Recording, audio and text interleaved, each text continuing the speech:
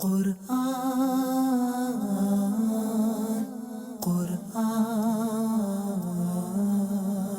قرآن کی روشنی، قرآن کی روشنی۔ الحمدللہ رب العالمین والصلاة والسلام علی سید المرسلین، اما بعد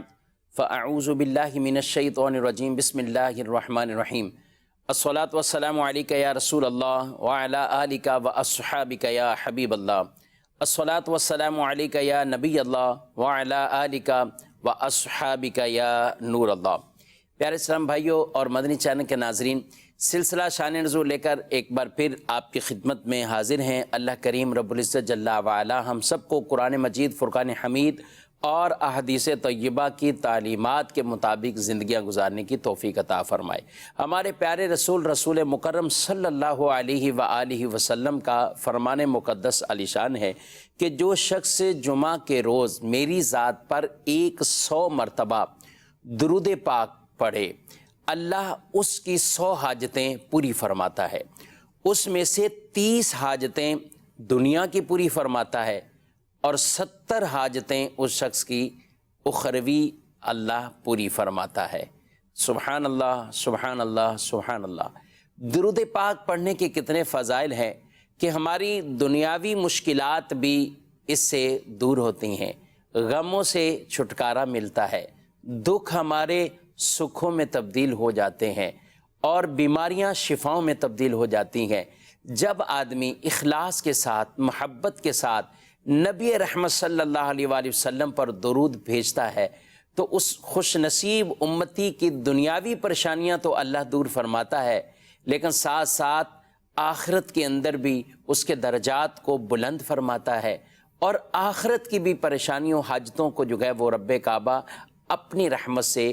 دور فرمائے گا۔ اللہ کریم مجھے آپ کو کثرت سے درود پاک پڑھنے کی توفیق عطا فرمائے۔ صلو علی الحبیب صلی اللہ تعالی علی محمد صلی اللہ علیہ وآلہ وسلم۔ صلاۃ و سلام علیکہ یا سیدی یا رسول اللہ وعلی آلک واصحابک یا سیدی یا حبیب اللہ۔ مدنی چینل کے ناظرین، شان نزول سلسلہ ہے اور اس سلسلے میں ہم باقاعدہ کسی آیت مبارکہ کا انتخاب کر کے اور پھر اس آیت مبارکہ سے ملنے والے ہمیں وہ شریعت کے احکامات ہوں یا اس کی خوبصورت تفسیر، تشریح جو مفسرین نے بیان کی ہے، ان کو ہم اس سلسلے میں شامل کرتے ہیں۔ ضمناً کچھ قرآنی حکایات، قرآنی واقعات کو بھی ہم اس سلسلے کے اندر شامل کرتے ہیں۔ آج کے اس سلسلے کا انتخاب ہے وہ مقدس مقامات کے حوالے سے ہے کہ یعنی وہ جگہیں، وہ مقامات جن کو اللہ کے پیاروں سے کوئی نسبت ہو جاتی ہے اور اس نسبت کی بدولت پھر اللہ اس جگہ کا اللہ کے نزدیک کیا مقام مرتبہ ہو جاتا ہے اور پھر مخلوق کو اس جگہ سے کیا فوائد اور کیا ثمرات حاصل ہوتے ہیں۔ انشاءاللہ العزیز اسی سے متعلق جو ہے وہ چند باتیں عرض کریں گے۔ نبیوں کی شانوں کو تو اللہ نے بیان فرمایا ہے اور انبیاء کے مقامات کو، انبیاء اکرام علیہم السلام کی فضیلتوں کو، ان کی نبوت کو، ان کے درجوں کو، یہ اس طریقے سے قرآن پاک میں مختلف انداز سے جو ہے وہ ذکر ہوا اور اللہ نے ان نبیوں کو بھی جو ہے وہ ان کا ذکر فرمایا کہ کسی کا اجمالی طور پر اور کہیں جو ہے وہ ان کے نام لے کر تفصیلاً بھی جو ہے وہ قرآن پاک کے اندر ان کے ذکر ہوئے، لیکن ساتھ ساتھ اللہ نے اپنے پیاروں کا بھی، یعنی جو اللہ کے پیارے ہیں، اللہ کے ولی ہیں، اولیاء ہیں، ان کا بھی قرآن مجید فرقان حمید میں جگہ بجگہ رب تعالیٰ نے ذکر فرمایا ہے۔ ہم سورہ فاتحہ سے نماز کو شروع کرتے ہیں۔ اس سورہ فاتحہ کے اندر بھی اللہ رب العالمین نے صراط الذین انعمت علیہم یہ ارشاد فرما کر اپنے انعام یافتہ لوگوں کا ذکر کیا ہے کہ جن لوگوں پر اللہ کا انعام ہے ان کے راستے پر چلنے کی ہم دعا رب تعالیٰ کی بارگاہ میں مانگتے ہیں۔ تو یہ آپ دیکھیے کہ یہ دعا یعنی سورہ فاتحہ یہ اس کے اندر جو دعا مذکور ہے وہ ہم نماز کے اندر گویا کہ ہر رکعت میں اللہ رب العالمین سے صراط مستقیم پر چلنے کی دعا مانگتے ہیں، اور صراط مستقیم کی تشریح و تفسیر خود ہی قرآن مجید نے بیان کر دی کہ جو انعام یافتہ لوگ ہیں وہ صراط مستقیم ہے۔ اور یہ انعام یافتہ لوگوں کا بھی ذکر قرآن میں صراحت کے ساتھ بھی ارشاد فرما دیا، فَأُولَئِكَ مَعَ الَّذِينَ أَنْعَمَ اللَّهُ عَلَيْهِم مِّنَ النَّبِيِّينَ وَالصِّدِّيقِينَ وَالشُّهَدَاءِ وَالصَّالِحِينَ وَحَسُنَ أُولَئِكَ رَفِيقًا۔ اللہ کے نبی، صدیقین، شہداء، صالحین، اور کتنے اچھے ساتھی ہیں قرآن انہیں فرماتا ہے۔ تو انعام یافتہ لوگوں کا بھی قرآن مجید میں وہ صراحت کے ساتھ بھی ذکر ہوا۔ اسی طریقے سے صورتوں کے نام بھی جو ہیں وہ ایسے منتخب جو ہے وہ فرمائے گئے، اور یہ صورتوں کے نام بھی جو ہے وہ اللہ رب العالمین کی طرف سے ہیں، پیارے حبیب علیہ السلام نے انہیں بیان فرمایا ہے۔ تو سورہ آل عمران دیکھیں، سورہ مریم دیکھیں، یعنی ہم اس طرح اگر دیکھیں تو یہ صورتوں کے نام بھی اللہ کے میں جو ہے وہ پیارے بندے ہیں یا پیاری بندیاں ہیں، ان کے ناموں پر جو ہے وہ صورتوں کے نام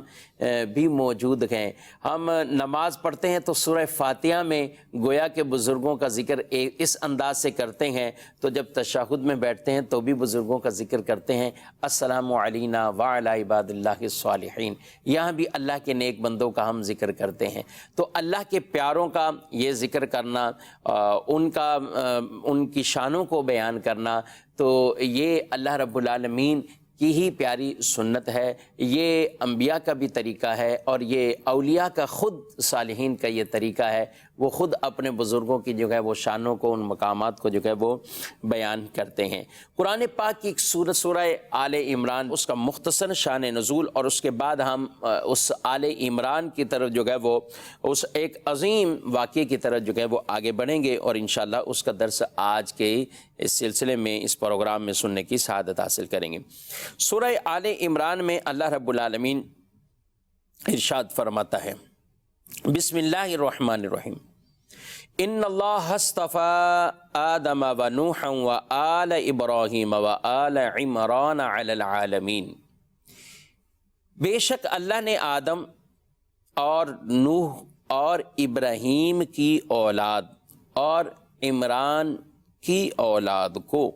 سارے جہان والوں پر چن لیا، منتخب فرما لیا۔ اس آیت مبارکہ کے اندر، اور اس آیت کا پس منظر، اس آیت کا شان نزول، یہ کچھ یوں ہوا کہ یہودیوں نے کہا کہ ہم حضرت ابراہیم، حضرت اسحاق، حضرت یعقوب کی اولاد میں سے ہیں اور انہی کے دین پر ہیں۔ تو اللہ رب العالمین نے اس پر یہ آیت کو نازل فرمایا اور یہ بیان فرما دیا واضح طور پر کہ اللہ تعالیٰ نے ان حضرات کو اسلام کے ساتھ برگزیدہ کیا تھا،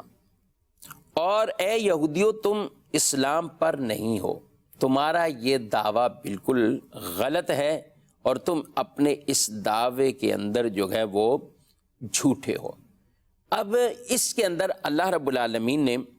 آدم، نوح، آل ابراہیم، آل عمران، ان کا جو ہے یہاں پر ذکر فرمایا، یعنی اللہ کے پیارے بندوں، اللہ کے برگزیدہ بندوں، وہ انبیاء کرام بھی اور دیگر اولیاء صالحین بھی، ان کا بھی تذکرہ کرنا یہ خود رب تبارک و تعالیٰ کا پیارا ایک انداز، طریقہ اور سنت مبارکہ ہے۔ اللہ ارشاد فرماتا ہے، اس سے آگے جو آیات مبارکہ آ رہی ہیں، اذ قالت امرأة عمران رب انی نذرت لک ما فی بطنی محررا فتقبل منی انک انت السمیع العلیم۔ ارشاد فرمایا، جب عمران کی بیوی نے عرض کی، اے میرے رب، میں تیرے لیے نظر مانتی ہوں کہ میرے پیٹ میں جو اولاد ہے وہ خاص تیرے لیے آزاد ہے، یعنی خاص تیرے لیے آزاد ہے، وقف ہے، تو مجھ سے یہ قبول کر لے، بے شک تو ہی سننے والا اور جاننے والا ہے۔ عمران کی بیوی، ان کی زوجہ نے یہ دعا مانگی۔ یا میں ایک بات عرض کرتا چلوں کہ عمران کا اس طرح جو ہے وہ قرآن مجید کے اندر جو تذکرہ ہے تو عمران جو ہے وہ دو تھے. ایک تھے عمران بن یسہر بن قاہس بن لاوا بن یعقوب. یہ تو حضرت موسیٰ اور حضرت ہارون علیہم الصلاۃ والسلام کے والد ہیں. اور دوسرے عمران یہ عمران بن ماسان یہ حضرت عیسیٰ علی نبینا و علیہ الصلاۃ والسلام ان کی والدہ حضرت مریم رضی اللہ تعالی عنہا ان کے والد تھے. یہ عمران حضرت عیسیٰ علیہ السلام کے یعنی نانا تھے، یعنی ان کی والدہ کے والد تھے، یہ ان کے نانا تھے. اور ان دو عمرانوں کے مابین بہت ایک طویل جو ہے وہ 1800 کا فرق جو ہے وہ بیان کیا گیا اتنے سالوں کا. اور یہاں قرآن پاک کے اندر اس مقام پر جہاں کہا گیا کہ عمران کی بیوی نے، عمران کی اہلیہ نے، زوجہ نے منت مانی ہے، تو اس سے مراد یہ دوسرے والے عمران ہیں، یعنی حضرت عیسیٰ علیہ السلام ان کی والدہ کے والد، یہ یہاں پر مراد ہیں. اور ان کی جو ہے وہ زوجہ، ان کی اہلیہ وہ حضرت حنہ یہ تھیں، یہ عمران کی زوجہ تھیں. انہوں نے ایک منت مانی، اور وہ منت کیا مانی کہ ایک جو ہے وہ اس میں جو واقعہ تشریح میں اس کی تفسیر میں جو ہے وہ بیان کیا گیا کہ ان کو اولاد کی خواہش پیدا ہوئی، اور بظاہر جو ہے وہ عمر بھی زیادہ تھی، لیکن اولاد کی جب خواہش پیدا ہوئی تو ساتھ ساتھ انہوں نے منت مان لی. اور وہ منت کیا تھی کہ جو پیدا ہوگا بچہ اسے میں وقف کر دوں گی اللہ کی راہ میں، وہ بیت المقدس کے لیے وقف ہو جائے، وہاں خدمت کرے، وہاں سارے معاملات جو ہے وہ کرے. تو یہ منت انہوں نے جو ہے وہ مانی. یہ حنہ جو تھیں یہ امید سے ہوئیں، اور ان کی منت بھی ساتھ جب مانی تو ان کے شوہر حضرت عمران انہوں نے کہا کہ آپ نے یہ منت مان لی ہے، اور اگر بیٹی پیدا ہوئی تو پھر اس منت کی تکمیل کیسے ہوگی، اس منت کو پورا کرنا کیسے جو ہے وہ پایا جائے گا. خیر ان کے یہاں ولادت سے پہلے ہی یہ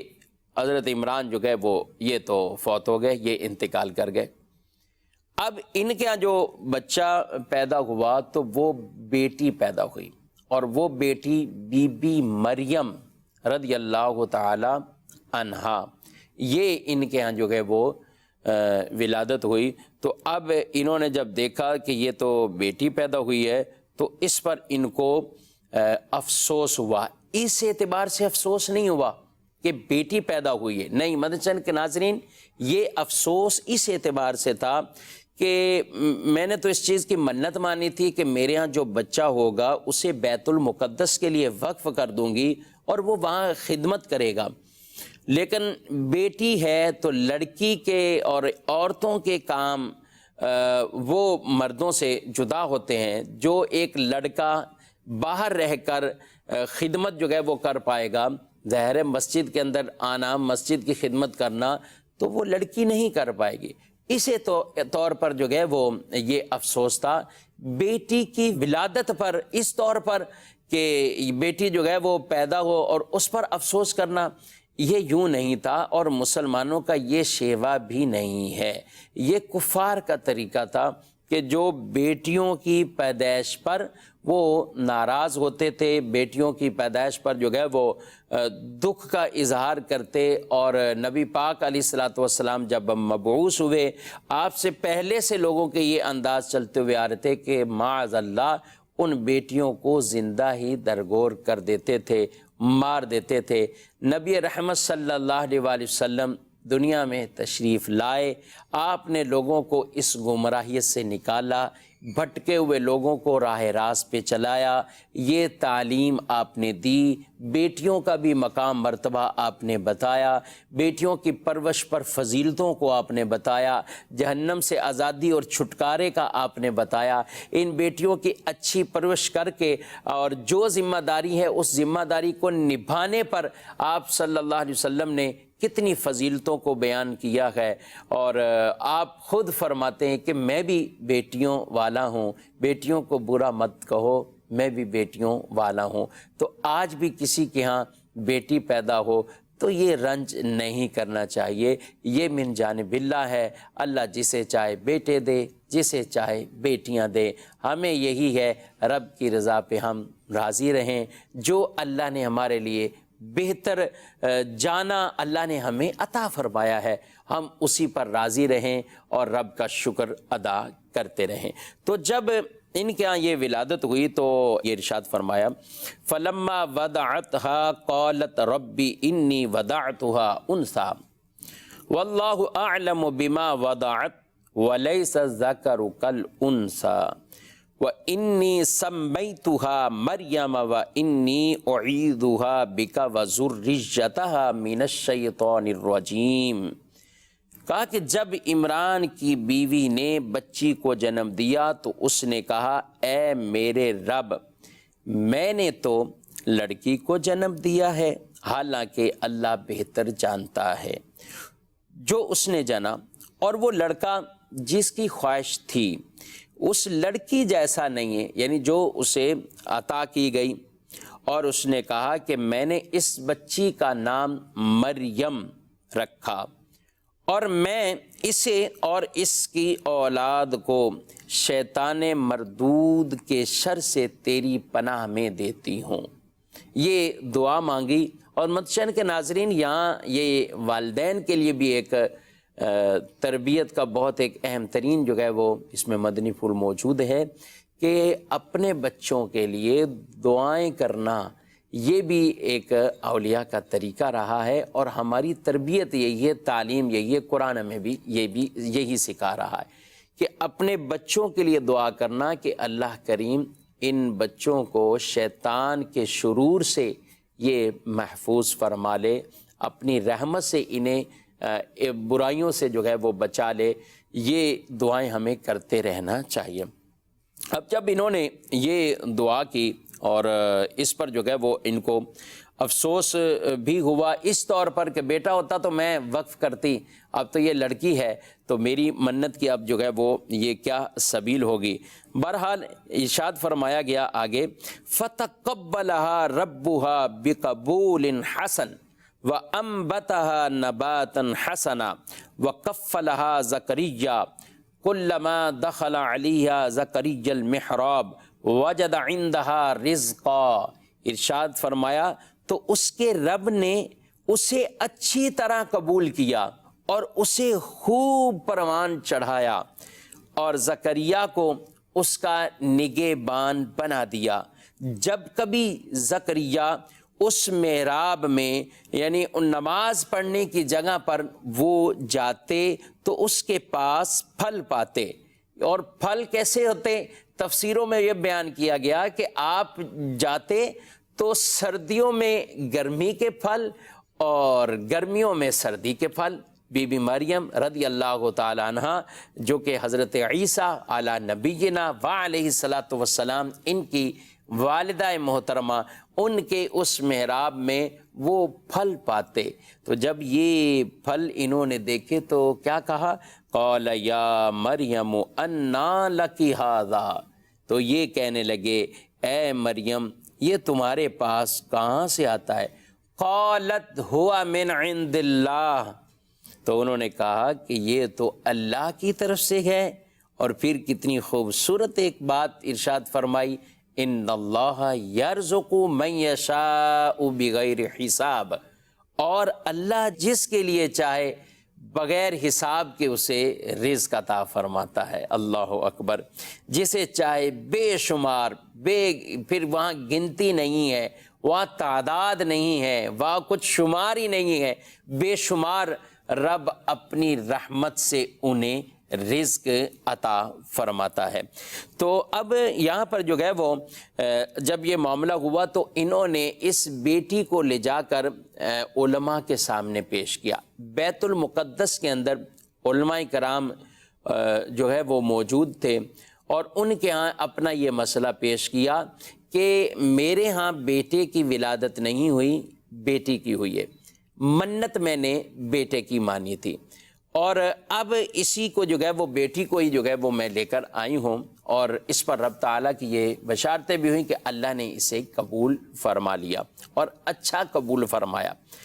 اب جب علماء کرام کے سامنے یہ مسئلہ ہوا تو انہوں نے کہا کہ یہ بیٹی کو جو ہے وہ ان علماء میں سے کسی کے جو ہے وہ کفالت میں دیا جائے۔ اس پر حضرت زکریا علیہ السلام نے یہ کہا کہ یہ بیٹی کو میری کفالت میں دے دیا جائے۔ کیوں؟ کیونکہ بی بی مریم رضی اللہ تعالی عنہا کی والدہ جو حضرت حنہ تھیں وہ حضرت زکریا علیہ السلام ان کی اہلیہ کی بہن تھیں، تو یوں بی بی مریم ان کے خالو جو ہیں وہ زکریا علیہ السلام بنتے ہیں، اور ان کی جو اہلیہ تھی وہ ان کی سگی خالہ تھی، تو کہا یہ ان کی بھانجی ہے اور اس طور پر ان کو میری کفالت میں دے دیا جائے۔ لیکن اس پر اختلاف پیدا ہوا کہ ایسے کیسے جو ہے وہ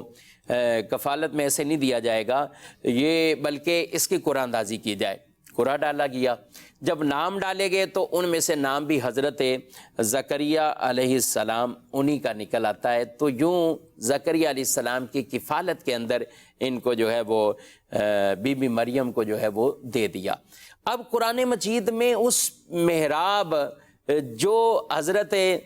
بی بی مریم رضی اللہ تعالی عنہا کا وہ محراب ہے، محراب مریم کے نام سے اسے جو ہے وہ یاد کیا جاتا ہے، آپ اس کے اندر داخل ہوئے اور جب آپ داخل ہوتے تو یہ کرامت آپ ان کی دیکھتے کہ وہاں پر جو ہے وہ بیس موسم کے جو ہے وہ پھل ہوتے، وہاں پر سردی ہے تو پھل گرمی کے موجود، گرمی ہے تو پھل سردی کے موجود۔ آپ نے ان سے پوچھا، اور تفسیر میں بہت پیاری باتیں یہ ارشاد فرمائی گئی کہ یہ جو کلام تھا یہ کوئی بڑی عمر میں کلام نہیں تھا۔ جی ہاں مدنی چینل کے ناظرین، یہ جو کلام تھا بی بی مریم سے، یہ اس وقت تھا جب آپ جھولے میں تھیں، جب آپ ابھی بالکل بچپن میں تھیں، تو حضرت زکریا علیہ السلام نے جب یہ سوال کیا کہ انا لک ھذا، کہ اے مریم کہاں سے آتا ہے یہ تمہارے پاس؟ قالت ہوا من عند اللہ، تو انہوں نے کہا یہ تو اللہ کے پاس سے آتا ہے، اور ان اللہ یرزق من یشاء بغیر حساب، اللہ جسے چاہے بغیر حساب کے بغیر شمار کے رزق عطا فرماتا ہے۔ تو یہ اس وقت انہوں نے جو ہے وہ بول کر اس پر جو ہے وہ کلام کر کے جواب دیا، یہ انہوں نے بھی کلام کیا، اور پھر جب ان کے ہاں ولادت حضرت عیسیٰ علیہ السلام کی ہوتی ہے تو اس وقت ان کے بیٹے عیسیٰ علیہ السلام نے بھی اسی طرح جو ہے وہ کلام کیا، اور وہ بھی بچپن میں ہی، یعنی ماں کی گود میں ہیں ابھی، تو انہوں نے جو ہے وہ کلام کیا۔ جب معاذ اللہ لوگوں نے بی بی مریم رضی اللہ تعالیٰ عنہا ان پر جو ہے وہ ایک الزام لگانے کی کوشش کی اور کہا بغیر والد کے کیسے جو ہے وہ پیدائش ہو جاتی ہے، لیکن اللہ جسے چاہے جیسے چاہے وہ تو ویسے ہی جو ہے اس کی تخلیق فرما دیتا ہے۔ یہاں تو بغیر والد کے پیدائش ہوئی ہے، رب تو جو ہے وہ بغیر والدین کے، یعنی ماں بھی نہیں ہے باپ بھی نہیں ہے، حضرت آدم علیہ السلام کو رب نے تخلیق کیا گئے، تو یہاں تو پھر بھی ان کی جو ہے وہ والدہ ہیں۔ تو بہرحال حضرت عیسیٰ علیہ السلام نے بھی کلام کیا۔ تو امن چند کے ناظرین، جب انہوں نے حضرت زکریا علیہ السلام نے ان سے پوچھا تو انہوں نے جب یہ جواب دیا تو آپ وہیں کھڑے ہو گئے۔ قرآن فرماتا ہے کہ وہاں کھڑے ہو کر آپ نے دعا مانگی، اور وہ دعا کیا مانگی اللہ کی بارگاہ میں، کیونکہ حضرت زکریا علیہ السلام کی اولاد نہیں تھی، آپ اولاد کے لیے دعا مانگ رہے، اور 98 سال عمر کا ہو جانا بظاہر بڑھاپا ہے۔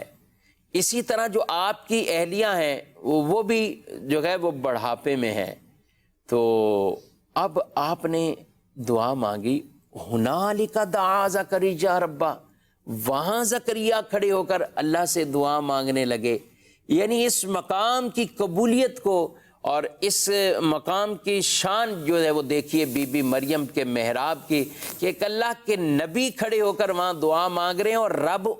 بیان فرما رہا ہے کہ جس محراب میں مولا تیری طرف سے بے موسم کا پھل آتا ہے، تو بظاہر میری بھی اولاد کی اب موسم تو نہیں ہے، بڑھاپا ہو چکا ہے، 98 سال کی عمر ہو چکی ہے، اہلیہ بھی اس بڑھاپے پہ پہنچ چکی ہے، جنہیں بانجھ عورتوں میں شمار کیا جاتا ہے، لیکن میرے مولا تیری قدرت کے کیا کہنے،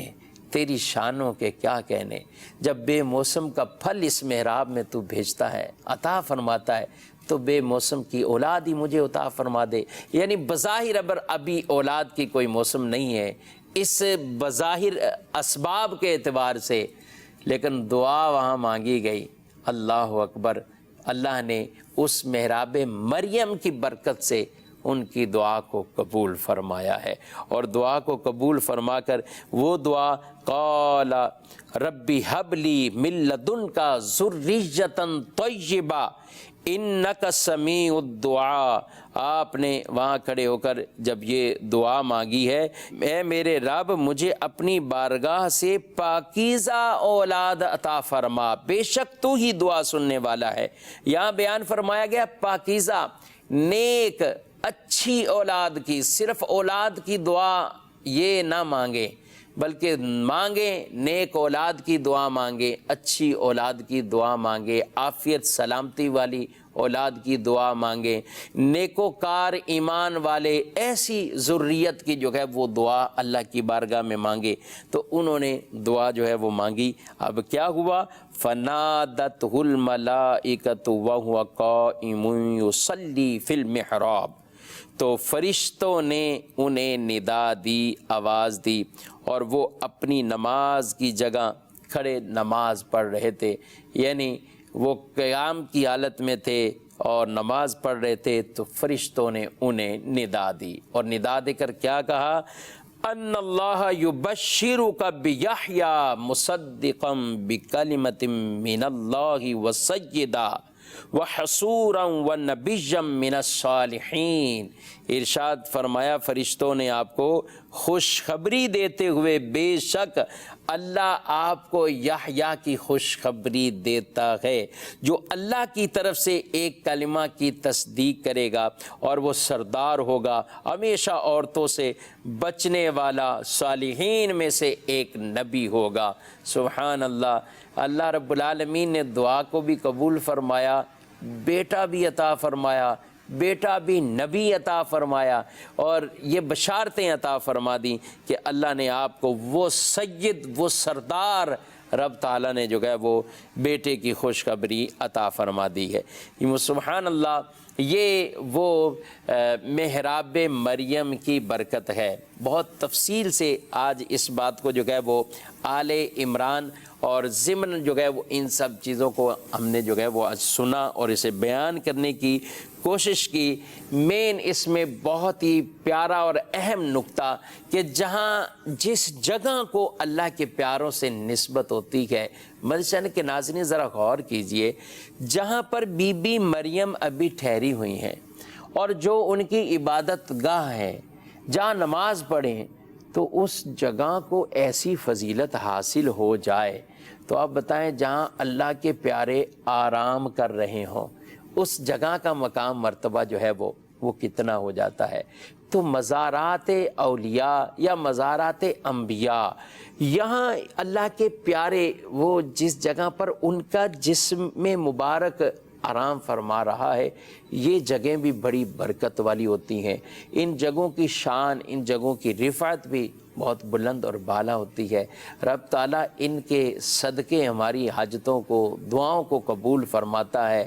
دعائیں رب نے ہی قبول کرنی ہے، ذریعہ سبب کچھ بن جاتا ہے۔ آپ دیکھیے حرم شریف جاتے ہیں، ہر حاجی چاہتا ہے طواف کرتا ہے، اس کے بعد مجھے مقام ابراہیم پر جگہ ملے، میں وہاں سجدہ کروں۔ مقام ابراہیم، حالانکہ مسجد تو پوری مسجد حرام شریف ہے، پوری مسجد کے اندر رب کی رحمتیں ہی رحمتیں ہیں، اور پوری مسجد کے اندر یہ نیکیوں کا سلسلہ جو ہے وہ بڑھایا ہوا ہے، لیکن یہاں بطور خاص مقام ابراہیم کی تلاش میں آدمی رہتا ہے۔ کیوں رہتا ہے؟ اس جگہ کو، وہ پتھر کو نسبت اللہ کے پیارے نبی خلیل اللہ ابراہیم علیہ السلام سے ہے۔ تو ابراہیم علیہ السلام سے نسبت کی وجہ سے آدمی چاہتا ہے میں وہاں سجدہ کروں، اس مقام پر سجدہ کروں، اس کے قرب میں کھڑے ہو کر سجدہ کروں جس جگہ کو اللہ کے پیارے نبی خلیل سے جو ہے وہ نسبت ہے۔ تو یہ حالانکہ پڑھنی نماز ہے، لیکن نماز میں بھی اس جگہ کا انتخاب رب تعالیٰ نے ہمیں حکم فرمایا ہے، وَاتَّخِذُوا مِن مَّقَامِ إِبْرَاهِيمَ مُصَلًّى، جہاں ابراہیم علیہ السلام کے کھڑے ہونے کی جگہ آپ کے وہ پاؤں مبارک جہاں لگے، اس کو مقام ابراہیم کو مصلی بنانے کا ہمیں حکم ارشاد فرمائے۔ تو یہ برکتیں ہی برکتیں گئے۔ اسی طریقے سے جہاں بھی اللہ کے پیارے جو ہے وہ ان کی کوئی جگہ کا ان سے تعلق نسبت ہو جاتی ہے، غار حرا ہے، غار ثور ہیں، یہ بھی وہ جگہیں جہاں اللہ کے پیارے سے جو ہے وہ ان کو نسبتیں ہیں۔ بلکہ حضور علیہ السلام تو پھر جس طرف چلے گئے، صحابہ کے انداز تو پھر یہ تھے کہ حضرت عثمان غنی رضی اللہ تعالیٰ عنہ، آپ نے ایک جگہ وضو کے لیے پانی منگایا، وضو کیا، مسکرائے۔ لوگوں نے پوچھا حضور آپ مسکرائے ہیں، وجہ کیا ہے؟ کہا کہ میں اس کے پیچھے کوئی لاجک، کوئی وہ چیز نہیں، جو لاجک بیان کی وہ صرف اتنی ہے کہ میں نے اس جگہ اپنے پیارے نبی صلی اللہ علیہ وآلہ وسلم کو وضو کرتے دیکھا اور آپ وضو کے بعد مسکرائے، میں نے تو ان کی ادا کو ادا کیا ہے۔ یعنی صحابہ کا پھر انداز یہ تھا کہ حضور علیہ السلام اگر کسی مقام پر بیٹھ کر کچھ کھاتے ہیں، تناول فرماتے ہیں، تو صحابہ اس کو بھی بڑی عقیدتوں اور محبتوں سے اس جگہ کو، اس یاد کو جو ہے وہ لے لیتے ہیں کہ یہ جگہ وہ ہے جہاں حضور علیہ السلام نے یہ تناول فرمایا ہے، حضور علیہ السلام کا یہ انداز ہے۔ تو یہ کیا ہے، ان سے برکتیں حاصل کرتے ہیں، پھر وہ یادیں وابستہ ہو جاتی ہیں۔ اور پھر جہاں آپ کا جسم مسعود جو ہے وہ تشریف فرما ہے، وہ پیارے نبی صلی اللہ علیہ وآلہ وسلم کا روضہ، یقین کیجئے وہ جگہ جہاں نبی پاک علیہ السلام کا مبارک جسم جس مقام سے جو ہے وہ ٹچ اور مس ہے، یہ عرش الہی سے بھی فضیلت والا ہے، کیونکہ کائنات کے اندر مخلوق میں سب سے بہتر اعلیٰ رب تبارک و تعالیٰ نے پیارے حبیب صلی اللہ علیہ وسلم کی شان کو بیان کیا ہے۔ تو جو اتنی عظمتوں والا، شانوں والا محبوب وہ جس جگہ پہ آرام فرما رہے ہیں، اس جگہ کا مقام اور مرتبہ بھی رب کے نزدیک بڑا بالا ہے۔ اور قرآن تو خود فرماتا ہے وَلَوْ أَنَّهُمْ إِذْ ظَلَمُوا أَنفُسَهُمْ جَاءُوكَ فَاسْتَغْفَرُوا اللَّهَ وَاسْتَغْفَرَ لَهُمُ الرَّسُولُ لَوَجَدُوا اللَّهَ تَوَّابًا رَحِيمًا۔ لوگ جانوں پر ظلم کر بیٹھیں اور اے محبوب آپ کے پاس آ جائیں اور یہاں آ کر اللہ سے معافی مانگے، حضور ان کے لیے سفارش کریں، تو اللہ کو ضرور رحم کرنے والا، توبہ قبول کرنے والا پائیں گے۔ اور ایسا بھی ہوتا، صحابہ جاتے اس جگہ کی برکت حاصل کرنے کے لیے اور پھر اپنے اوپر جو ہے وہ ان کو بشارتیں ملتی، بارش کا سوال لے کر جاتے تو بارشوں کی بشارت ہوتی۔ وہ اعرابی اپنے گناہوں کو لے کر آئے تو قبر انور سے آواز آئی کہ جا اللہ نے تیرے گناہوں کو معاف فرما دیا ہے۔ تو مدنی کے ناظرین، اس طرح کئی اور کروڑوں مقتدیوں کے، کروڑوں لوگوں کے پیشوا امام شافعی رحمۃ اللہ تعالی علیہ، آپ فرماتے ہیں مجھے جب پریشانی لاحق ہوتی ہے، حاجت پیش آتی ہے، میں امام اعظم ابو حنیفہ رضی اللہ تعالیٰ عنہ کے مزار پر حاضر ہو جاتا ہوں اور وہاں جا کر میں اللہ سے دعا کرتا ہوں، 2 رکعت پڑھتا ہوں، دعا اللہ سے کرتا ہوں اور اللہ کے پیارے کا وسیلہ دیتا ہوں، مولا تیرے اس پیارے بندے ولی کے قرب میں آ کر میں اپنی یہ حاجت تیری بارگاہ میں پیش کر رہا ہوں۔ فرماتے ہیں کہ میں وہاں سے اٹھتا نہیں ہوں مگر اللہ میری حاجت کو پورا فرما دیتا ہے۔ تو یہ اللہ کے پیاروں سے یہ فیضان ملتا ہے۔ اللہ رب العالمین ہم سب کو انبیاء کرام علیہم السلام، صحابہ کرام علیہم رضوان اور تمام اولیاء صالحین کاملین، ان کی ہمیں برکتیں نصیب فرمائے، ان کی غلامی میں ہمیں استقامت عطا فرمائے، ان کی محبتوں اور عقیدتوں میں اللہ تبارک و تعالی ہم سب کو استقامت عطا فرمائے، اور ان کے جو مزارات پر انوار ہیں رب تعالیٰ ان سے ہمیں برکتیں حاصل کرنے کی بھی توفیق عطا فرمائے، آمین بجاہ النبی الامین صلی اللہ علیہ وآلہ وسلم۔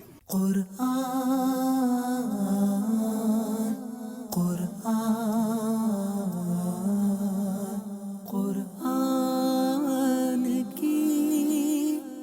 روشنی، قرآن کی روشنی